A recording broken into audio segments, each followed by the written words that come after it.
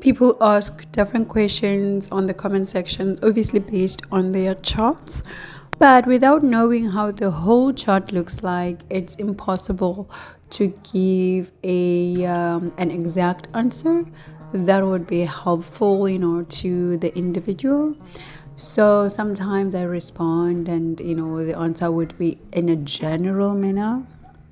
But everybody should take caution when you ask about one aspect, then of course giving a generalized response, because it's very important to always have in mind your unique ascendant, the degrees surrounding whatever aspects you're looking at, other planets that are influencing it, this sign, and of course the degrees, right? And of course, I'm sorry for my voice, it's still healing.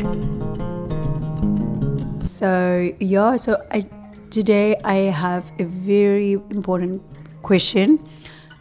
topic, which is based on a question that I was asked like at the beginning of the year, I think, relating to differences between a conjunction of Venus and Rahu, conjunction of Venus and Ketu. So let's just have a brief discussion that would be helpful, I hope, right?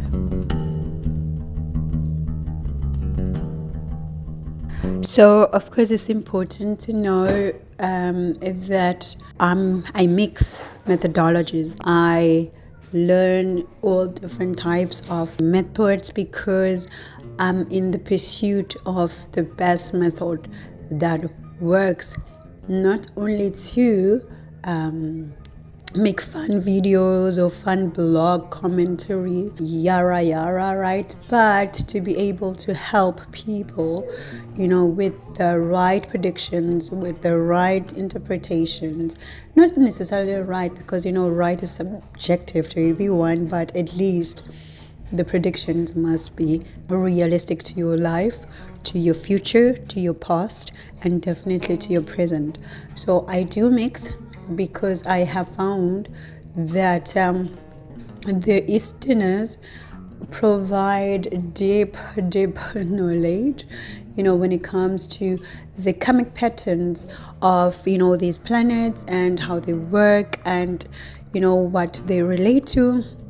And I do find that the Westerners, give introduction to other planetary bodies such as Pluto, Neptune, Uranus, Chiron, Lilith, which the Easterners do not. Okay, so I'm literally in the middle of everybody else, and I'm just swallowing all the information from all the sides, and then I put it into practice, obviously in my work and in my research, to be able to help people heal in their relationships or through their relationships.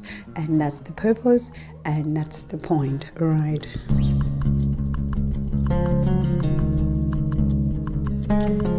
I think it's also important to mention that I don't seek to be right, and I do get some people who challenge my research, and that's what research is about.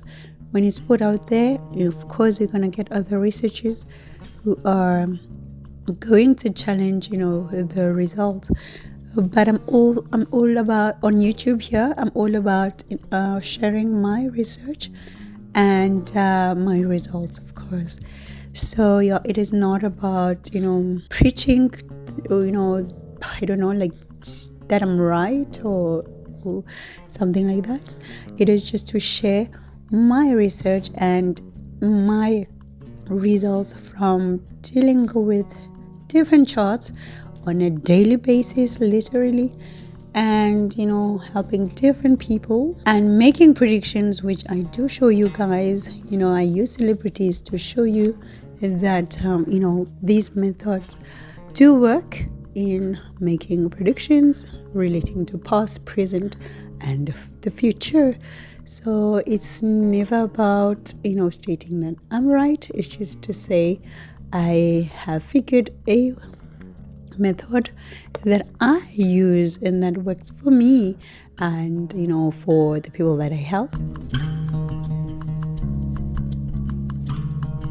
So with all that said, right, now when it comes to Venus and the nodes from, the Westerners, the Westerners, they call them the nodes, North Node and South Node, based on the belief that these nodes, they show their journey of the soul, right?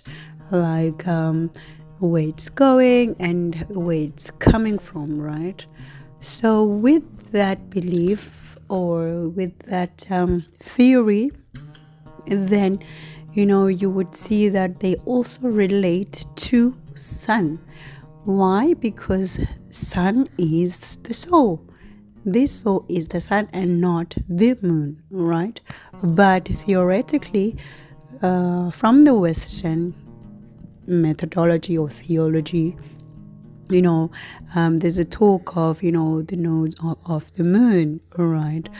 But both luminaries, they do get, impacted by eclipses, both sun and moon. There's the moon eclipse, there's the sun eclipse, so it doesn't really matter in that context. But in the context of explaining how they behave in your life, then the Westerners, they just look at the, I would say the psychological patterns rather than the karmic patterns, which the Easterners focus on. So the difference is that obviously I'm talking about my research because I've tested from both angles, from both theologies, from both explanations, So the Easterners, they have figured a way of, taking the nodes from the eastern side. Of course, we're talking about Rahu and Ketu, and looking at the impact that they have not only in your psychological life, but in your daily life, physical life, right? Because they follow a different theology, of course, where they're talking about Rahu or Ketu, was one entity, a god, and of course, this god, faking, their way into, a place of importance, and they got found out, and da-da-da, yara, yara, and they got cut, because he was trying to get the nectar, which in my translation or if I'm using the Bible now, then I would say it is that fruit of knowledge, So the nectar that they talk about, from the Eastern Indian culture or astrological theology, it is about, making the God immortal. So that is what's is this Rahu Ketu is coming from, and it gets deeper and more interesting because now when you go deeper into their theology, it is about, the gods that were being taught by Venus, Shukra.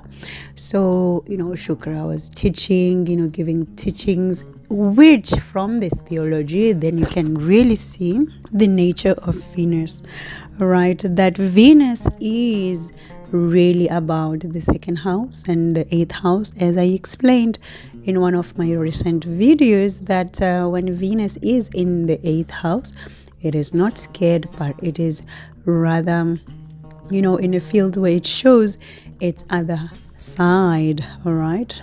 So, because we all know that Venus is exalted in the 12th house, right? 12th house is what? 12th house is about the bedroom life, because for us, we talk about relationships on this channel. I help relationships, heal through astrology, synastry, right? So the 12th house is the bedroom. The 12th house is where you and your partner, you lay down, you cuddle, you play footsie in the bed, whatever, right? And here, Venus loves to be here. Why? Because then this is, where most people have their intimacy, and they do their thing, right? But because the 12th house is also the house of spirituality, right? Who else likes to be in the 12th house? It would be Ketu, right? Because Ketu is all about spirituality. And the 12th house is what? Is a house of isolation, distance, endings, right? Which is what? Which is also Ketu, right? So with that, we can, see that, this is me. I don't know theoretically, but this is me. For me, then I see that Ketu is kind of like multi-coned here, right? Of course, it owns the 8th house. So I'm guessing it's multi-coned in the 12th house. I'm just thinking about this now, so I would have to research after because it's just coming as I'm explaining this. But so because Ketu in the 12th house where Venus is exalted is also feeling comfortable, right?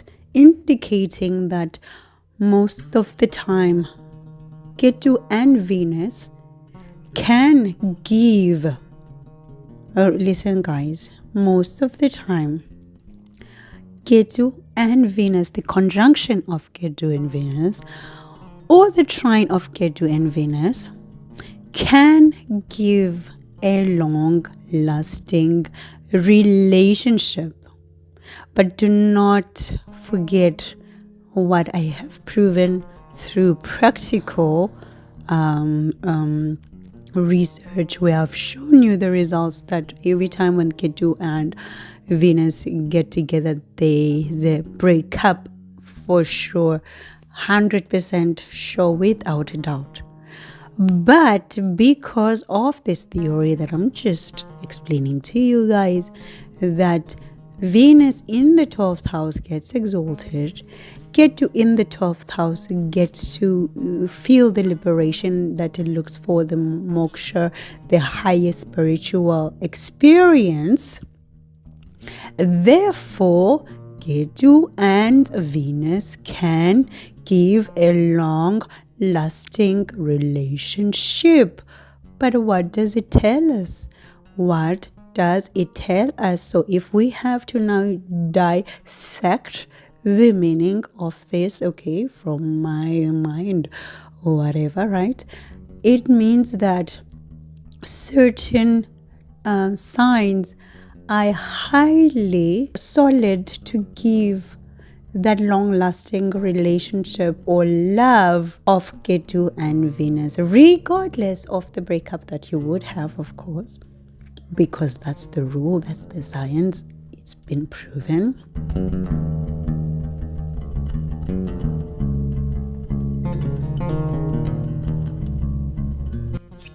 But then that breakup that you may get in such instances, it means that it would be an isolation, not of your choice. Now listen guys, it would not be of your choice, it would be of a godly choice, whereas you get broken up not because you decide to, not because somebody cheated, not because a neighbor influenced you, a friend. No, because there was a godly influence in your relationship. So what type of godly influence is maybe one of you falls sick, and then you have to be hospitalized for 3 months and you have to be away from your lover. We have seen this in the pandemic, right, where couples who had been married for 50 years, all of a sudden now for the very first time they had to be broken up.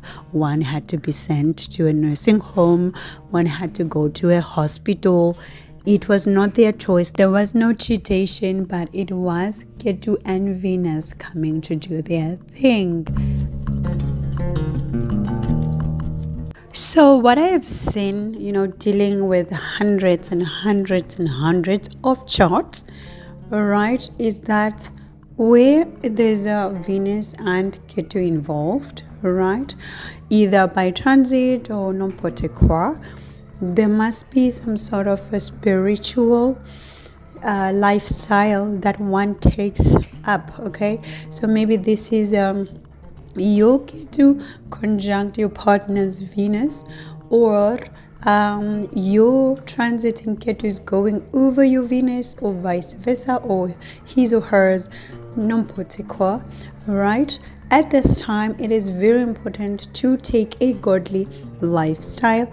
Therefore, with that, the Venus and the Ketu can empower your love, but towards a spiritual life where both will be content. Remember, Venus will still be content to have a spiritual life. Venus is content in the 12th house of spirituality. So it does not regret here and say, oh my gosh, I can't have my material things that I like. No, it says, oh my gosh, I'm in the spiritual realm.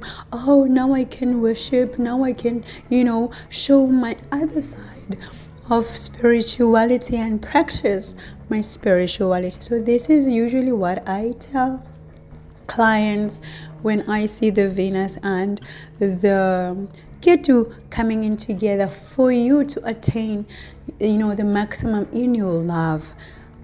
Adapt to and adopt a spiritual lifestyle. With that, you won't have problems with the cheatation, because then the Rahu will not get to eat, because Ketu is taking all of the attention of Venus. So that's the mini part about Ketu and Venus and how they relate. They are friends also from, the planetary friendship explanations. This is how they become to be friends, right? And of course, as I already explained, from the Indian theology, right?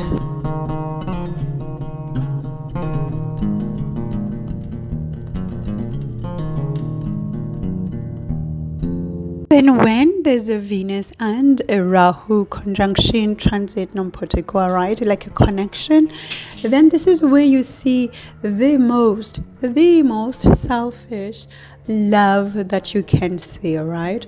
It could be in terms of cheatation, it could be in terms of overindulgence, it could be in terms of just going, over and above to get the best experience when it comes to materialistic love or objects or assets or whatever, right? N'importe quoi.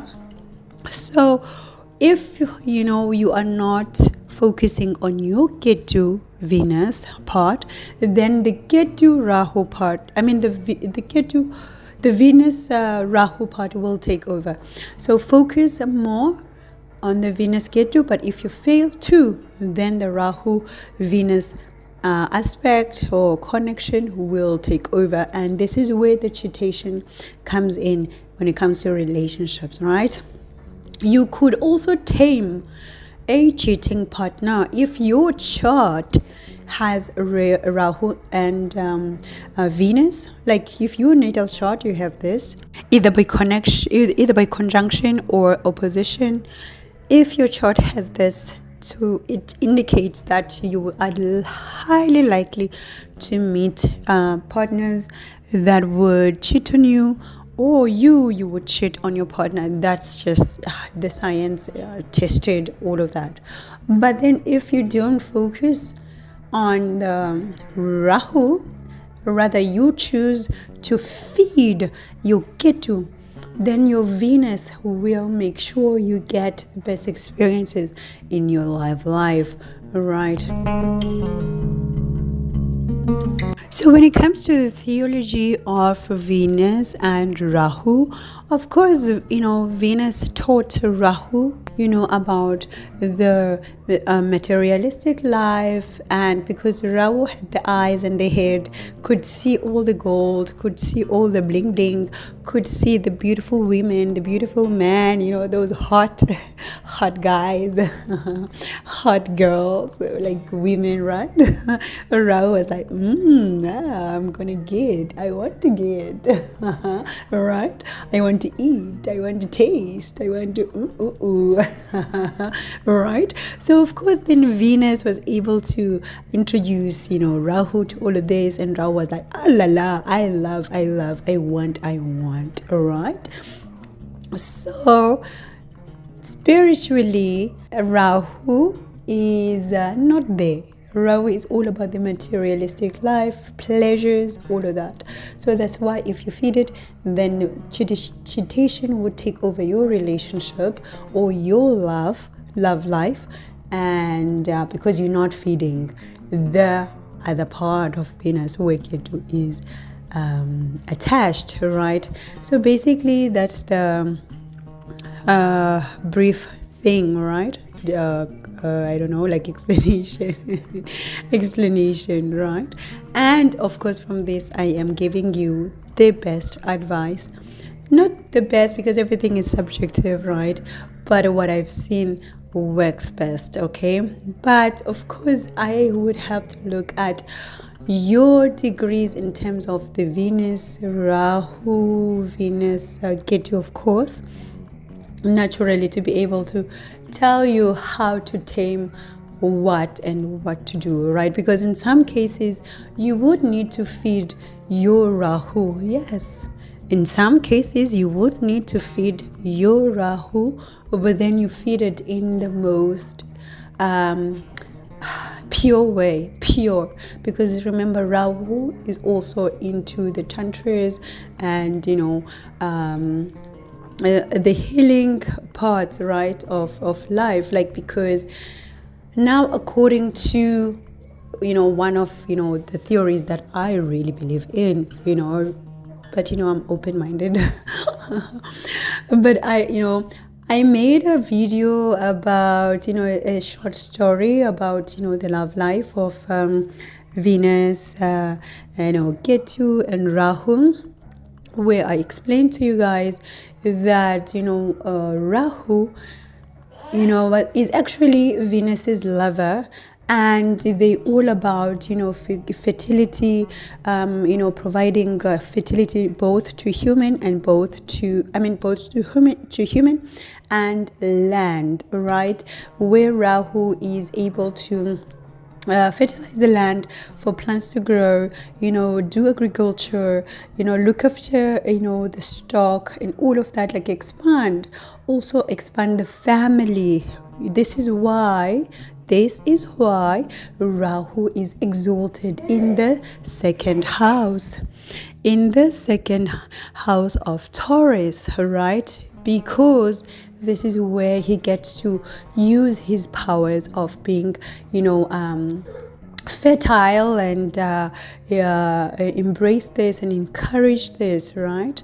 And of course, this is what Venus's house of Taurus, right? And of course, I explained to you that Venus was called to, to go underworld to be with her sister Pluto. Yes, Pluto and Venus are very closely tied together when it comes to theologies, all right? But of course, the Easterners don't deal with Pluto, and this is where the Westerners, kind of like take lead with recognizing other planets and their values, right? So when Venus, got to do her thing underworld with her sister Pluto, and at some time after some months, she went back to her house of Taurus from the 8th house of Scorpio to the Taurus. And when she got there, Rahu was literally drunk in love, just doing his own thing, not thinking about Venus, guys, listen close. not committed to Venus. Rahu was busy doing his own thing, cheating, eating whatever he wanted, seeing whatever, taking many women, making different families, and not being committed to the lover Venus. And because of this cheatation, which is stemming from theology, as we can see, then Venus, because this is her home, Taurus, second house, so Venus kicked Rahu out into the opposite side of the 8th house, where there's death, where there's psychological warfare, where there's the abuses, where there are accidents, all of these things. But then there's also what? There's also inheritances. There's also incomes and shared resources from the marriage. There's these good things that are also there, right? And what? And the in-laws to who? To Rahu, because this was the sister of Venus, the 8th house. This is how the theology merges together, ladies and gentlemen, love lovers, right? So of course, when Rahu got there, he had to change his name, and it became Ketu. Not necessarily the Ketu Rahu names from the Indians. I mean, I just want to keep it simple, right? And, in description, of course. So, change his name, became Ketu, right? We're just going to keep using the same names for explanation purposes. And because, when you get to a new country, you change who you used to be. You have to adapt, to the laws of the land, of the new land. And because of that, there is transformation. This is why Ketu deals well with transformation.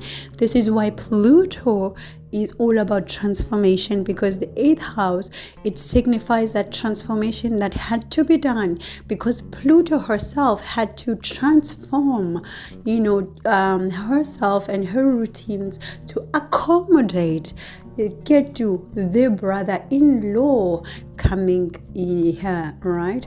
So that transformation, whereby now they had to both see who deals with death, who deals with the rebirth, who deals with this, of course, who deals with that, right? But of course, Ketu had to continue with focusing on the rebirth, because coming from the 2nd house of fertility and family and making family, going down, to the other side of the 8th house where there's death and rebirth. So then Pluto kept, all of that death, because this is the goddess of death, right? And Ketu chose, the duties and the chores of the rebirth side. Therefore, now, if you look at the connection or the relationship of Venus, where you see Venus and Ketu, this is why your relationship will break, so that you transform your love, you transform your relationship into another state. But remember, if you're not following your spirituality, then your relationship will die, and the transformation will be in having singular lives, where you go your way, I go my way. But if you are deep into your spirituality, then your relationship will renew, be transformed, be revived. A rebirth of your relationship will happen into a new state, right? Because science has to science. We get to this, wait, there's Ketu and Venus, there will be a breakup, as I have already explained. So I do hope with this visual, like a mind visual explanation, and now it will help you to be able to handle your chart, to be able to sway your love life into the right direction that you want. Okay, if you want to look at the Rahu because of certain other aspects in your chart, you could contact me, then I will tell you which way to do. If you want to just, keep your love life, try to, make it happen and go and keep going, then the spirituality route, obviously gives you a leeway to have your love guarded, right? And I do wish everybody, a good day. And I'll try to you soon. For now, I'm going to say thank you and a bientôt. Ciao.